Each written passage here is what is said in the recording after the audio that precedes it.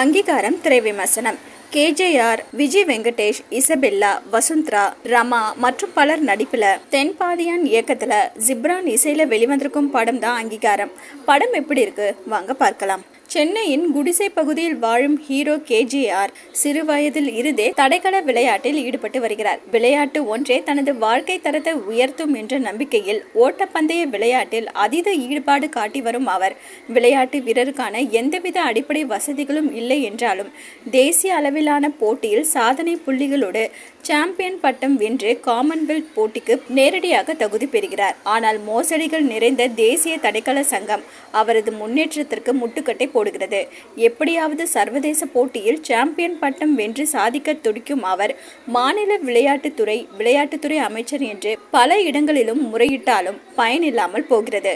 அனைத்து தகுதிகளும் இருந்தும் தனக்கான வாய்ப்பு மறுக்கப்படுவதை எதிர்த்து நீதிமன்றத்தில் வழக்கு தொடரும் கேஜேஆர், வழக்கறிஞர் இல்லாமல் தனது பிரச்சனைக்கு தானே வாதிட்டு விளையாட்டுத்துறையில் தனக்கு கிடைக்க வேண்டிய அங்கீகாரத்தை பெற முயற்சிக்கிறார்.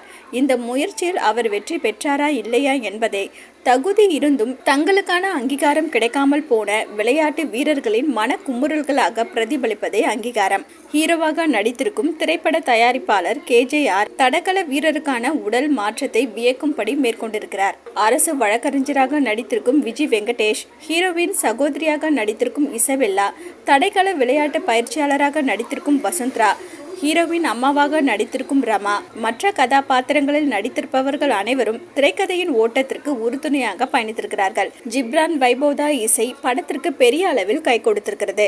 படத்தொகுப்பாளர் தினேஷ் குமாருக்கு பெரிய சவால் நிறைந்த பணி இல்லை என்றாலும் திரைக்கதை தோய்வின்றி நகர்வதற்கு ஏற்ப காட்சிகளை தொகுத்திருக்கிறார்.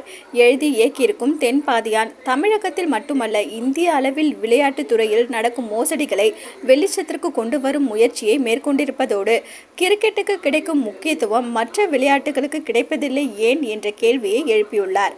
மொத்தத்தில் அங்கீகாரம் படத்திற்கு மக்களின் ஆதரவு நிச்சயம் கிடைக்கும்.